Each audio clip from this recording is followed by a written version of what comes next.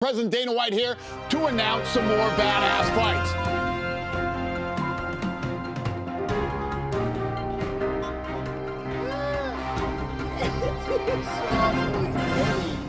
Fellas, it's that time again, combat sports this week, where we should have a little bit of a talk about everything that's significantly gone on in combat sports this week, from the fight announcements to the previews. Basically, everything significant that has gone on in combat sports this week. We're going to have a little bit of a talk, so let me know your thoughts on what has gone down this week. But we'll start off with the major fight announcements that has gone down this week. Before we get into the fight announcements, we'll talk about the major card that has kind of been rumoured / leaked, and it's UFC 306. Now, I've got a few problems with this card, and I've also, obviously, there's a few things that I like about this card. So, obviously, a lot of the fights have been kind of not announced, but they're pretty much confirmed but unconfirmed by the UFC, if you know what I mean. And we've got two massive rumoured fights for this card. Ilia Topuria versus Max Holloway for the featherweight belt, which is absolutely huge, and Sean O'Malley versus Merab. Now, if they actually do Topuria and O'Malley on the same card, that's massive, because I would argue those are two of some of the biggest title fights you can make in the UFC. Putting them both on the same card would be ridiculous. That would be ridiculously stacked. Probably the second most stacked card of the year. But I don't know if they're going to do both of them. I know that Ilia Topuria versus Max Holloway is meant to be on this card. I don't know about Sean O'Malley versus Merab. That might be for UFC 307. But if they actually go with Topuria and Sean O'Malley on the same card, that's going to be crazy. But a problem I have is Dana came out and said that we're only going to have 10 fights on UFC 306. We're only having 10 fights. And we've already had 6 fights that have been announced already. And I'd say apart from Michelle Pereira versus Anthony Hernandez and Irene Aldana versus Norma Dumont, this isn't shaping up to be this card that Dana White hyped it up to be. He was hyping it up to be UFC 300 Part 2. And the fact that we've only got 2 good fight announcements so far, and we've only got 5 more fights, is kind of crazy. So they're going to have to absolutely stack the main card. I don't know when they're going to release the official or the full main card, but apparently Topuria, Holloway, Sean O'Malley versus Merab is going to be on it. But I mean, if there's only going to be 10 fights on this card, it's definitely not UFC 300 Part 2. I mean, the only decent fight so far on the card is Michelle Pereira versus Anthony Hernandez. The other 5 are watchable. Aldana's a fun fighter, but apart from that, we haven't really got anything significant. So it's not looking like this is going to be this crazy card. But if we get our Sean O'Malley and Topuria on the same card, I'll quit complaining. But the normal fight announcements this week: Chimaev versus Brendan Allen for UFC Paris is going to be the co-main event for UFC Paris. The fight itself, I'm a really big fan of this fight. It's pretty much an unconfirmed... I don't think it's a #1 contender fight because we have way too many contenders, but if Chimaev wins this fight, he's going to be in the same position of Robert Whittaker, where he could be the backup for a title fight. He's probably going to be next up. Same for Brendan Allen after the streak that he's on. It's a good fight between two of the best up-and-coming contenders in the division. I'm a really big fan. My only issue with this fight is that we are having fight nights like Marcin Tybura and Sergey Spivak. We're having fight nights like that. Why are we having fight night main events with Tybura and Spivak when we could be having Chimaev versus Allen? That is a much better main event. Chimaev versus Allen should have been the main event of that Tybura versus Spivak card, and they should have just put another French prospect on the UFC Paris. I don't know why they're trying to overstack UFC Paris and then make some other fight nights terrible. We need to even it out. The UFC's got a bad habit of stacking some cards and then making other ones terrible. But the fight itself, really big fan. And obviously, the announcement of Tybura Spivak, like I just said, it's official for a main event. Tybura versus Spivak might just be the most apex fight you can possibly make in the UFC. Oh man, what is this? What are the UFC doing? Tybura versus Spivak for a main event. I mean, I'm not going to complain. It's better than Lemos versus Jandiroba that we've got this week. But the UFC's roster is so big. They cannot afford to be having fights like this. And you know what? I'm not a massive hater of the fight. It is 2 fat heavyweights going at it, but I'm actually quite intrigued for the way they've both been looking recently. And the winner of this fight is probably going to fight Sergey Pavlovich, who actually means something. But it's just a bit of a pointless rematch at the end of the day. And for a main event of a card, this is the main attraction. This is the most apex card you could have possibly done. I don't get it, man. I know Tybura's coming off a finish and Spivak's just main evented in Paris. Well, I say just main evented, it was last year, but it's a really weak card.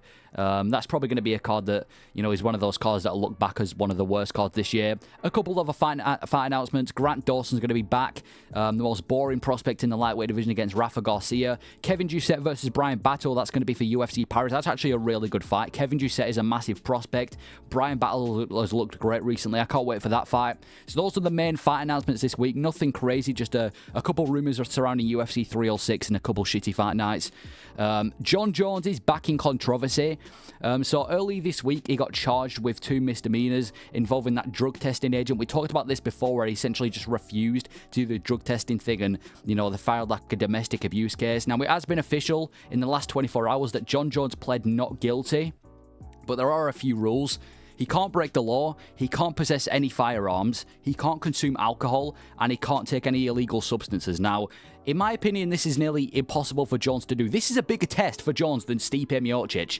Those laws right there are harder for Jon Jones to follow than Stipe Miocic. I was kind of hoping early this week that we were going to get the announcement that Jones is going to be stripped from the belt and arrested, so that we could finally see Aspinall get the undisputed belt, but apparently not. We're just going to have to wait for Jones. If he does, you know, some sort of crime, if he just drinks a bit of alcohol, maybe he's going to get stripped from the belt and get arrested, and we can finally have Aspinall as the champion, because Jon Jones does not deserve the champion. His last fight was March of 2023, which is crazy.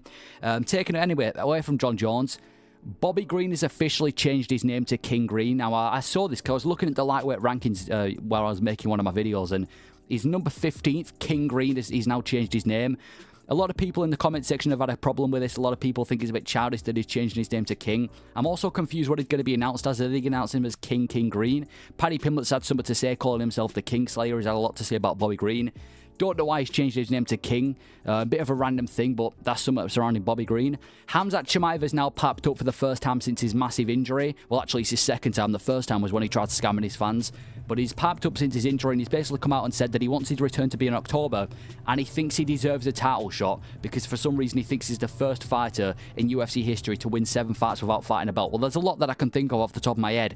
Arnold Allen fought 7 wins and didn't fight for a belt. So did Tony Ferguson, Ian Gary, Marab. All of these guys have fought 7 times without a title fight, and out of everyone, Chimaev's probably the last person that deserves a title fight. Mate, you look at the four of his last wins in the UFC. By the way, his last win was October of 2023. You look at his last 4 wins. The Kamaru Usman fight, that was on short notice for Usman, on 2 weeks' notice in a completely different weight class, and it still wasn't a dominant win to Chimaev. That should have been a draw, and even if you're a Chimaev fan, you can't lie. The Kevin Holland fight was literally on 1 day notice, if that, and he missed weight as well. He was supposed to be fighting Diaz. The other fight was against Gilbert Burns, which is the toughest fight of his entire career.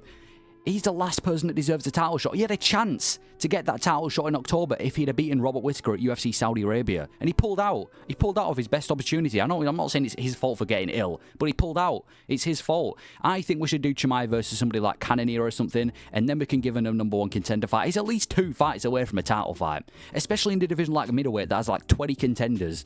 He's probably the last of the queue. No, you don't deserve a title fight, mate. You pulled out. You've got no momentum anymore. Anyway, Strickland and David Goggins this week have kind of come out, and they've got probably one of the weirdest beefs I've ever seen. They've been going at each other for weeks now. Strickland's basically just disrespecting David Goggins, saying that he's more of an influencer, if anything, and just mocking him. And David Goggins said that if he does 3 days of hard training, he'll happily do 3 rounds of boxing. I don't understand. I don't think Strickland's ever going to be able to train at a pace of David Goggins, but at the same time, if they're ever to get in an octagon, Strickland's going to break Goggins' rib. You know what Strickland's like when he's sparring? We all saw the Sneako spar and other spars. He'd kill David Goggins at a spar. So I don't even know how this is kind of sparked in the first place. I think Strickland was just mocking him. That's basically everything this week. I mean, if we look back to last week for UFC Denver, nothing significant in the main event apart from Tracy Cortez's eyelash flying off. Namajunas is now, I guess, a contender. But the main talking point surrounding that card is Gene Silva. This dude went from a who to a guy that is one of the biggest prospects in the UFC. He fought on 303 the last pay-per-view, knocked out Charles Jourdain, and then I think just over a week later, battered Drew Dober. I mean, first of all, fair play for Fighting Nerds, the gym. They've produced some absolute killers. And I think Gene Silva, he's definitely going to get a ranked opponent next in the featherweight division. The featherweight division. I don't know who he's going to be facing next, but I can't wait to see this dude fight. He has just become a bit of a weird prospect, but a massive prospect. So dangerous. And in terms of this week, I mean, we've got Lemos versus Jandaroba, but I don't think anyone really cares to listen to this. So instead, we'll talk about the other card that's going on. Jake Paul and Bare Knuckles on, MMA, UFC's on, Mike Perry. This entire fight week has been crazy. They've definitely on some sort of spectrum. If you look at the face-to-face that they had, imitating, Hulk Hogan. Mike Perry's already had a fight with like, a mascot.